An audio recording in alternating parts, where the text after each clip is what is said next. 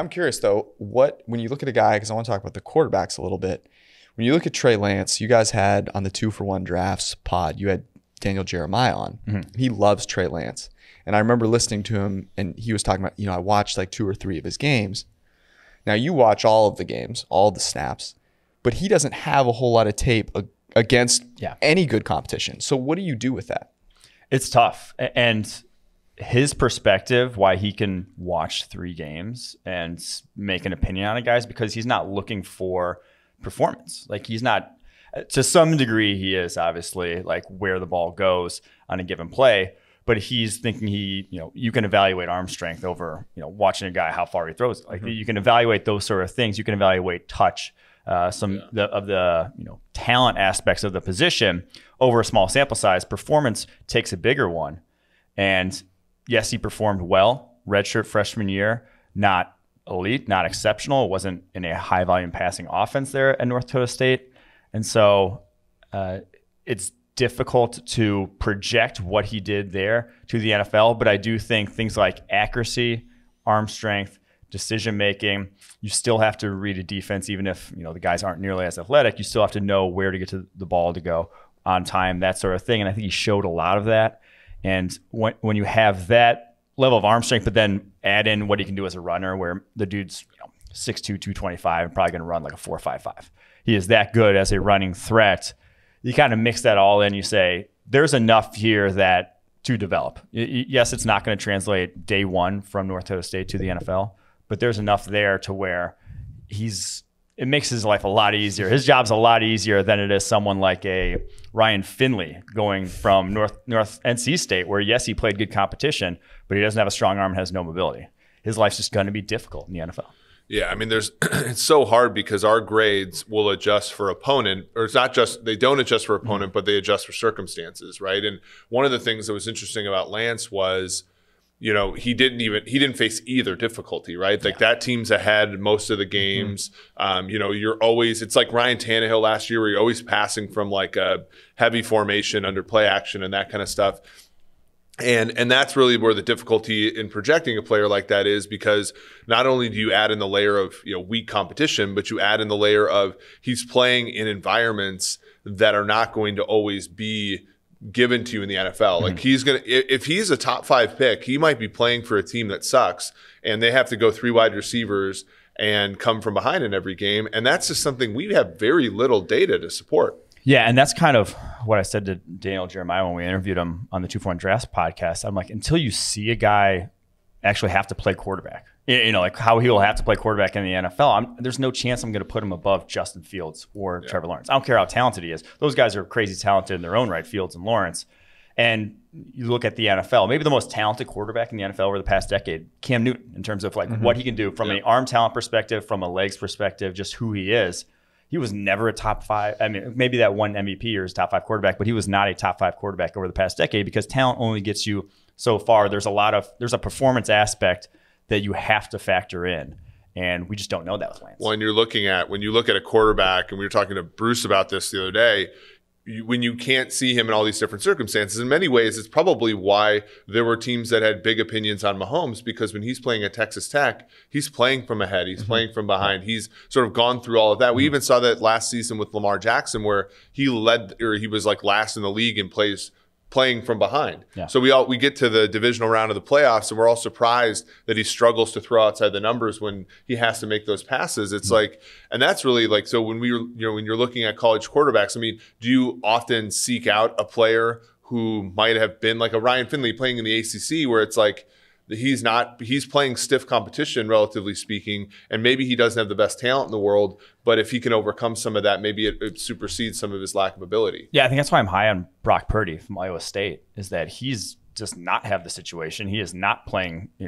does not have a great defense. He's not playing from ahead with a lot of Turns out Hakeem Butler wasn't very good. He does not have a lot of talent around him. And so the fact that he is grading out very well in a situation like that, and has done it at a young age, even if maybe his tools aren't near what those other guys are, I think he's not as far off as people might think, just based off of the innate talent level. I think the performance aspect has to be taken in with how just good he's been, Brock Purdy, with, like I said, not a great situation. Where's the bigger gap between Lawrence and Fields or Fields and Lance? Man, in my head right now, I'd say it's between Fields and Lance. Like, I just feel very good about both Lawrence and Fields being good in the NFL. Mm-hmm. Lance, like I said, that leap is huge, and you just don't know what he's going to look like when he's asked to drop back to pass 40 times in a game. You just don't know, because the other thing is, a lot of times when he was dropped back to pass, he scrambled on over 10% of his dropbacks. That's yes, he's athletic, and yes, he can. That'll be some of his game in the NFL, but that can't be your entire game. And that was a lot of his game in college. You just have to get rid of the ball in the pocket. You still have to win. I don't care who you are. You have to be basically Lamar Jackson to not win from the pocket consistently, athletically, and Lance isn't that. So I just feel very comfortable about Fields and Lawrence, and not so about. That's the thing. I don't know if Justin Fields is getting. I don't know if he's getting his due among the draft crowd relative to what he gets from the just college football crowd. Mm-hmm. And I think a lot of it, I'm guessing, and I'm curious your thought on this, I'm guessing it's because, it's Ohio State and they do things that make their quarterbacks look great. Mm-hmm. And so, Justin Fields may be amazing, but I'm going to dock him because of the Ohio State factor.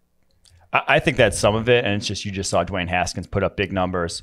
Right. And I don't know if his numbers were like drastically better than Haskins. I think they were. And obviously, the grading perspective, he was drastically better.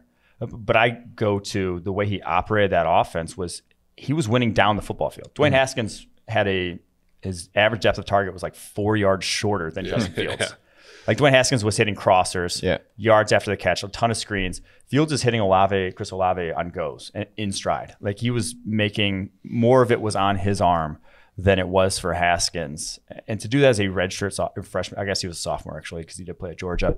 But to do that at that young of an age, it was a ridiculously good season that I don't think, like you said, got its due. Well, and when we do our projections, like he actually comes out a little higher than Lawrence. I think the reasons mathematically, I think, is that when you look at some of their games, Penn State, they were in the meat grinder. Like he had to play from behind against a good football team. Wisconsin in the conference, well, both of them, right? Yeah. Like in the conference championship game, they were behind by multiple scores, and he has to bring them back.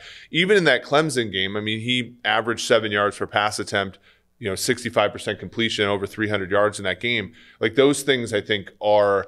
He's got multiple situations where he's had to play, pretty well in tougher circumstances. With Lawrence, like you obviously had the Alabama game, but the Notre Dame game was kind of like a whatever. And then this entire last season was mostly just like kind of simple games for him. And he didn't play well early on. And then he had a nice second half of the game against Ohio State, which I think was aided a little bit by referees and things like that. But then in the national title game, he was just not accurate. He struggled.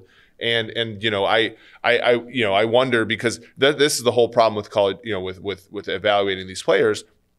Fields doesn't get to play in that game, so we don't see some of the negatives that we get to see with Lawrence, who got to play in that game. So it's a really tough yarn to spin there. I think those two are a lot closer than people think, and I do like your opinion on Purdy there. I do think there's a lot of quarterbacks in this draft that could be taken, top 15. That's why it makes reaching on a Herbert or a Jordan Love that much more curious, because it's always like, I got to get this guy now. I can't possibly wait, And you mentioned, all three of those guys to me, I know Tua's fantastic, but there is a huge injury question mark with him. You don't mention that with any of these three guys.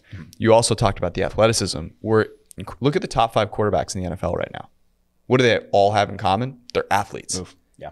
So, I wouldn't be surprised if we're looking at this at the end of the year, and I know it's always little rose-colored glasses before they play in their final season, but we could be looking at this and going, you know what? All three of these guys, I would have taken number 2.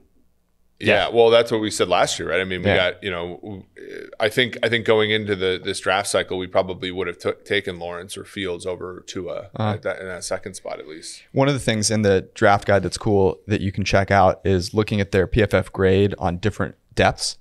And so you can go compare those guys. I thought you made a great point there. The highest grade on deep throws was Justin Fields. Of those three, you can go look at his average depth of target, see how frequently he threw the ball down the field. I think that's a great point. Thanks for watching the PFF YouTube channel. And if you want to subscribe, all you have to do is push the button. Don't forget, everything you get A little fantasy, push the button. A little green line for the gambling aspects of the game, push the button. College football, push the button. The YouTube channel from PFF.